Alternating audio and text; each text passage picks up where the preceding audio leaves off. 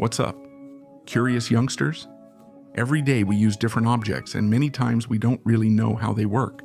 From a simple toilet to the mechanism behind an electric guitar, we can investigate how everything works. For this and much more, here are 7 things you didn't know how they work. Toilet. Some objects work in such a natural way that you probably haven't stopped to think about what makes them work that way. Like the case of the toilet, maybe you've never wondered how it's so fast or so efficient, or why it's designed that way. But the answer isn't that complicated. Surprisingly, your toilet probably has about 42 parts, and each one serves a really important function. Inside, we'll see some handles attached to a lever, and some valves that control the water level. And finally, a stopper that, when opened, will fill the toilet bowl, which will make any waste go down the drain. This is because, to begin with, its shape is crucial, since it has an S-shaped pipe that is connected when we flush the toilet. The small holes on the rim and inside the tank allow the toilet to fill with water, and all waste can go up through the pipe we mentioned earlier. That's why when we don't press any button and pour water or something similar, the waste can't go up, because the toilet is specifically designed for that, using the well-known siphon effect. So as you can see, the process isn't that complicated, and the most surprising thing is that it manages to do all of this in about 2 to 4 seconds. In fact, when making it, you have to be precise with every part, otherwise it wouldn't work. And making a toilet turns out to be a bit more complicated than it seems, since the first half has to be made by hand, and each part has to be perfectly crafted. Electric guitar.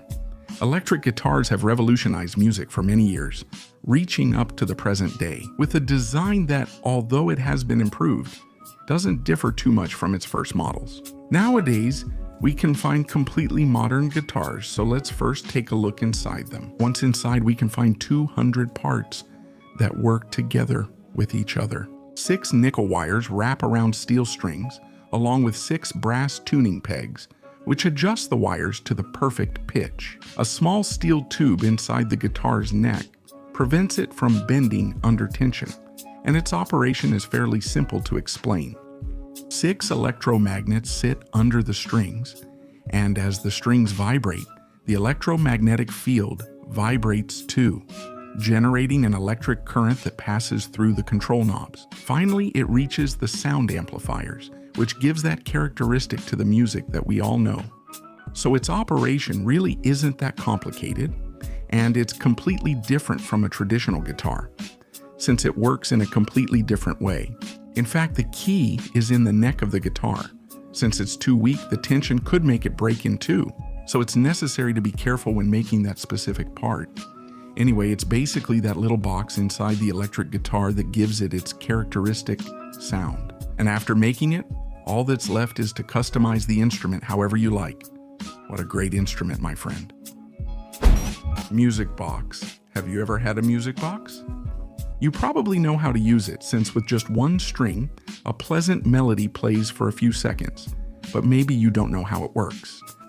Its mechanism is complex, but works like a clock since it doesn't need electricity. The music box has 329 tuned parts, including a large metal spring, and on a brass cylinder there are about 5,000 pins, which are what make a melody play for 8 minutes. On the other hand, in front of this cylinder there is a metal comb with 92 sharp, also tuned, teeth, and finally, a mechanical conductor that keeps the rhythm of the music. As a fun fact, now everything is a bit more modern, but in the past, those pins had to be placed one by one, and their position had to be exact. Anyway, each segment of the cylinder contains 8 rows of pins, and each row plays a melody. And that's how, when it finishes, a lever makes the cylinder move just a little so it can play the next track. As you can see, its mechanism is both amazing and complex, with many parts constantly interacting. But the good news is that nowadays we have machines that can make the creator's work much easier. Because even though it sounds incredible, in ancient times, this work became very complicated at every stage of the process, since everything had to be extremely precise. Paintball gun. Maybe you've wanted to play paintball with your friends at some point.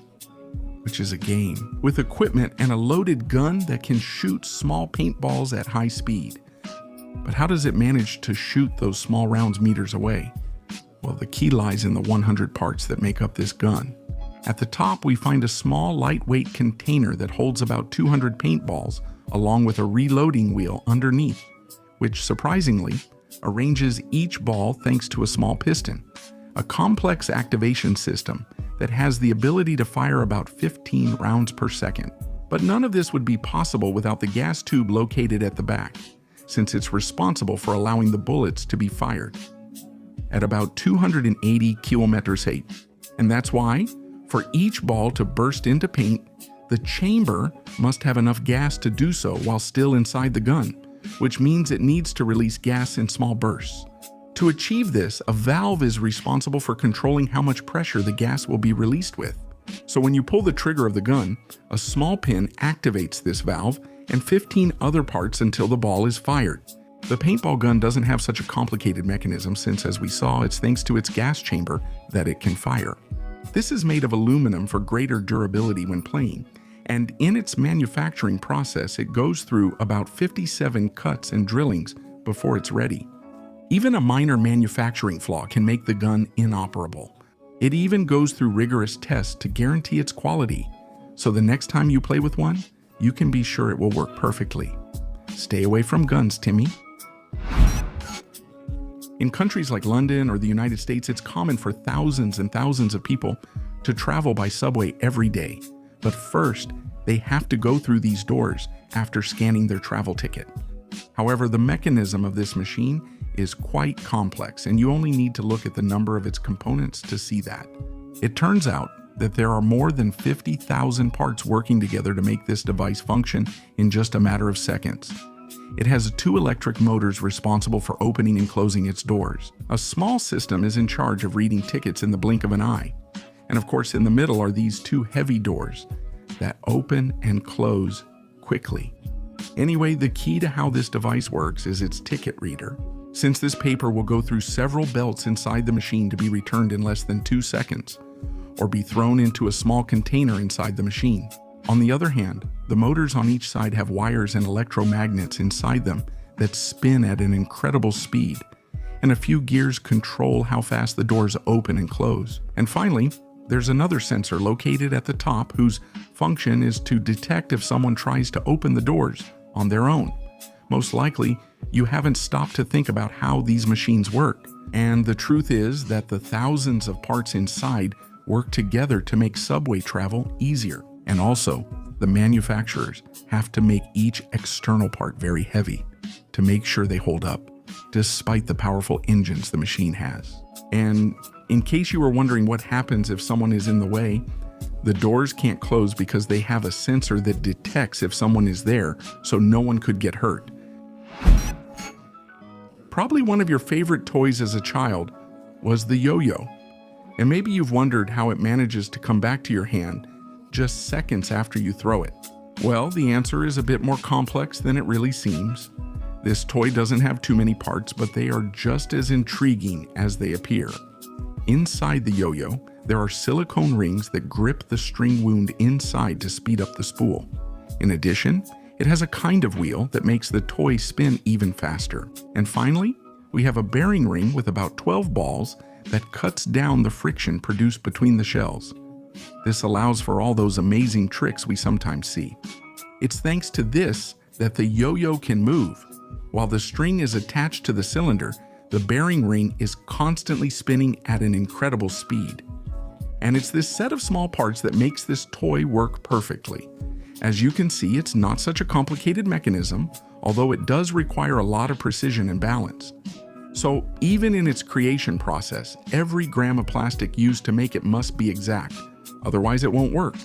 As a fun fact, manufacturers usually add weight to both sides of the yo-yo so that it keeps spinning at the end of each string. And that's why it's much easier to pull off amazing tricks with this toy. That's really interesting. Watch.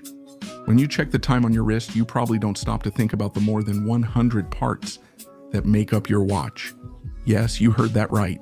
Under the glass of this device, we find, besides a big spring that makes it work, 12 tiny gears, along with another 25 parts that allow them to turn. But you might be wondering, how does a watch work without electricity and without needing to be wound? Well, the answer lies in the spring we mentioned earlier and in the movement of your hand. It's thanks to this that the spring works and has enough energy to keep the watch running for at least 50 hours. Additionally, it makes a small wheel spin with oscillating movements to set the speed of the classic tick-tock. On the other hand, the small jewels here not only prevent parts from damaging each other, but also open a tooth of the escape wheel, making a tick heard every 8 seconds. So, in conclusion, we can say that even though this is a rather old mechanism, it is still very interesting and truly very complex. In fact, the process of creating a watch has to be perfect, not only because of the parts inside it, but also because of the ones that will hold it together. And that's when you need a frame capable of perfectly supporting the inside of the watch. So, once that's achieved, it's ready to use.